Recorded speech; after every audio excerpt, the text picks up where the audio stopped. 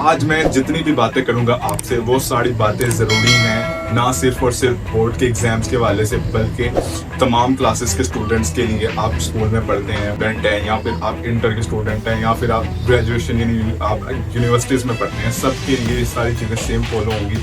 आपने इन सब चीज़ों को, इन सब बातों का ख्याल करना है ताकि आप किसी भी लेवल पे अच्छा स्कोर कर सकें। इवन पाकिस्तान का कोई भी एग्ज़ाम होता है ना, आप उस एग्ज़ाम में 90 प्लस स्कोर कर सकते हैं अगर आप इन सब बातों को जो आज हम डिस्कस करने लगे आप अच्छे तरीके से फॉलो करेंगे। तो पहले ही बता दूं, ये कोई टिप वाली वीडियो नहीं है।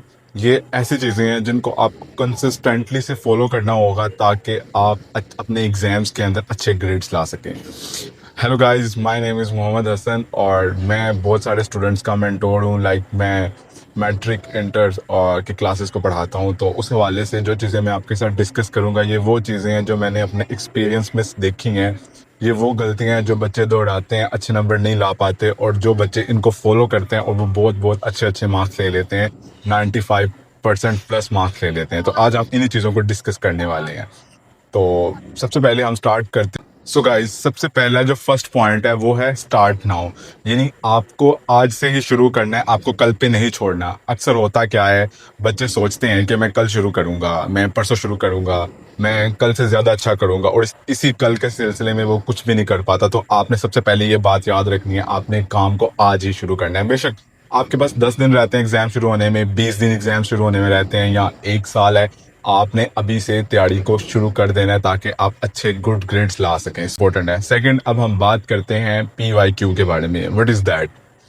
कोई भी एग्जाम देने से पहले आपको उसका PYQ लाजमी चेक करना चाहिए। PYQ का मतलब होता है प्रीवियस ईयर क्वेश्चंस, क्योंकि आपने सबने 80-20 ये फॉर्मूला तो सुना ही होगा। एग्जाम्स में क्या होता है कि हमारे पास जो पूरी बुक होती है उसमें कुछ पोर्शन बहुत इंपॉर्टेंट होता है बुक का, जिसको हम 20% कंसिडर करते हैं, और वो 20% एक्चुअल बोर्ड के एग्जाम का 80% कंसिडर कर रहा होता है, कंटेन कर रहा होता है, और वो 80% बहुत मैटर करता है। तो इसलिए सबसे पहले आपने तैयारी जब भी करनी है, अपने PYQ क्वेश्चंस को लाजमी अच्छे तरीके से देखना है, यानी प्रीवियस ईयर क्वेश्चन जो बोर्ड एग्जाम्स में बार बार रिपीट हुए हैं।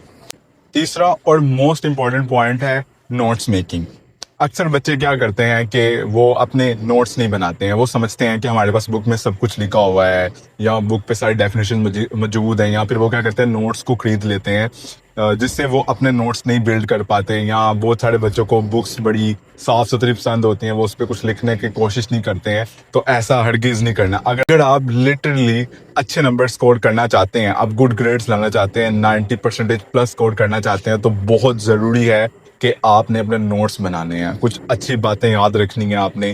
टीचर बताते हुए डेली लाइफ से चीज़ें रिलेट करके आसान आसान एग्जांपल्स दे रहे होते हैं, जो कि हमारे माइंड में बड़े अच्छे तरीके से बैठ जाते हैं उस टॉपिक के हवाले से।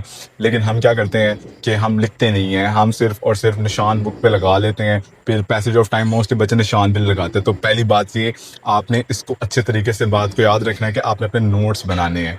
अगर आप बुक पे कुछ लिखना पसंद नहीं करते, बुक साफ सुथरी पसंद है, तो आप रजिस्टर पे नोट्स बनाएं, हर सब्जेक्ट का रजिस्टर बनाएं। ये सारी चीज़ें बहुत काउंट करती हैं। एट द एंड आपको इसका बहुत फ़ायदा होगा। नेक्स्ट, अब हम बात करें चौथा और मोस्ट इम्पॉर्टेंट पॉइंट जो कि आपने हमेशा याद रखना है, वो ये है कि आपने टॉपिक्स को रिलेट करके पढ़ना है अपनी इर्द गिर्द की चीज़ों से। आपने व्यूज़ की दुनिया में उसको देखना है। वैसे भी AI का दौर है, हमें वो चीज़ें ज़्यादा अच्छे से याद रहती हैं जो चीज़ें हमारी आंखों के सामने रहती हैं, एज़ कम्पेयर टू वो चीज़ें जो हमें बुक से रीड करनी पड़ती है, रट्टा लगानी पड़ती हैं। तो जैसे कि मैं आपको एक एग्जांपल देता हूँ, जैसे प्रोडक्ट टेबल है। अब बच्चों को उसके एलिमेंट्स याद नहीं रहते, तो आसानी के लिए बच्चों ने इसको हालिने की रब से पढ़ा, that is the first group of product table. इस तरीके से आपने एलिमेंट्स को याद किया होता है, हा से हाइड्रोजन, ली से लिथियम, व्हाटएवर। तो इस तरीके से आपने चीज़ों को रिलेट करके पढ़ना है। वो चीज़ें हमारे दिमाग में लंबे अरसे तक स्टोर रहती हैं, और ये फिलोसफी भी कहती है। आगे हम जो पांचवें मोस्ट इम्पोर्टेंट पॉइंट की बात करेंगे, वो ये है कि अक्सर बच्चे ये कहते हैं कि अगर वो कुछ देर पढ़ लें उसके बाद उनका पढ़ने का दिल नहीं करता। वो कोशिश भी करते हैं लेकिन वो डाइवर्ट हो जाते हैं। तो बच्चे, आप में जितना भी पढ़ते हैं, जितने भी टाइम के लिए पढ़ते हैं, आपने अपने टाइम पढ़ लिया, उसके बाद अब आपका दिल कर रहा है कि मैंने नहीं पढ़ना, तो आपने अपने माइंड को सिर्फ कहना है सिर्फ 5 मिनट्स और वो 5 मिनट्स आप एक दिन उसको 5 मिनट में एक्सटेंड करें। फिर नेक्स्ट डे जब आप बैठें, आप इस टाइम को इंक्रीज करते जाएं, और पैसेज ऑफ टाइम आपकी जो ज़्यादा पढ़ने की जो रूटीन है वो भी इंशाल्लाह ताला सेट हो जाएगी। सिक्स मोस्ट इम्पोर्टेंट पॉइंट और ये है कि अगर ये सारे आइडियाज़ पे काम नहीं कर रहे और आपको लगता है कि आपको कोई फ़ायदा नहीं हो रहा, ना आप अच्छी स्टडीज़ कर पा रहे हो, तो आपने ये एक इक्वेशन याद रखनी है मैथमेटिक्स की, t इज इक्वल 0, यानी टाइम इज इक्वल टू 0। तो टाइम इज इक्वल टू 0 का मतलब है फिर से शुरू से स्टार्ट करते हैं, 0 से स्टार्ट करते हैं। सो ये आपने लाजमी फॉलो करना है। और सबसे most powerful formula, powerful tip जो मैं आपको लास्ट पे अब देना चाहूँगा वो ये है कि आपने हमेशा याद रखना है कि जब भी आप क्या करते हैं, आप किसी टॉपिक को या किसी बुक को, टेस्ट को, पेपर को तैयार कर लेते हैं, तो हम उसको जब तैयार कर लेते हैं ना एक दफ़ा कंप्लीट अच्छे तरीके से, तो वो बुक हमारे माइंड में वो जो सिलेबस होता है वो 50-60% अच्छे तरीके से ऑब्जॉर्व हुआ होता है। बट हमें क्योंकि वो 100% नहीं हुआ, तो वो बोर्ड में कभी भी या एग्जाम में कहीं पे भी हम बैठे हैं, वो कभी भी कोई भी चीज़ भूलने से हमें पूरा टॉपिक ही थ्रू आउट भूल जाता है। तो आपने इसलिए ये बात याद रखनी है कि सिलेबस को एक दफ़ा ख़त्म कर लिया आपने, अच्छा बहुत अच्छी बात है, आपने रिलैक्स नहीं हो जाना कि अब मेरी तैयारी हो गई है।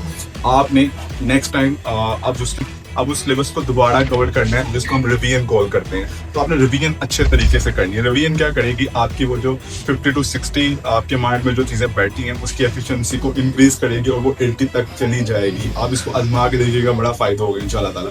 फिर आप एक दफ़ा कोशिश करें, फिर फर्स्ट टाइम आपने अगर बुक को ख़त्म करने में 4-5 घंटे लगाए हैं, तो आप रिवीजन में एटलीस्ट 2 आवर्स लाजमी स्पेंड करें।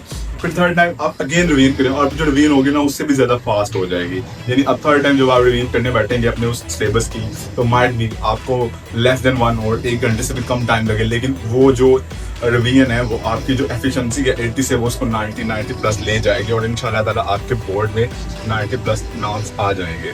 सो ये वो सारी चीज़ें हैं जो बड़ी इंपॉर्टेंट हैं, जो आपने याद रखनी है और फॉलो करनी है बोर्ड के लिहाज से। तो आप सब बच्चों से उम्मीद है कि इंशाल्लाह ताला आपके ग्रेड्स बहुत ज़्यादा अच्छे आएंगे, अल्लाह ताला आप सबको कामयाबी दे। लास्ट पे मैं बस यही कहूँगा कि आपको क्या करना है, आपको इस वीडियो को अपने हर एक दोस्त के साथ शेयर करना है, क्योंकि मैं चाहता हूँ कि इसका फ़ायदा हर बच्चे को होना चाहिए। तो आपने इसको शेयर करना मत बोल दिएगा। All right, thank you so much.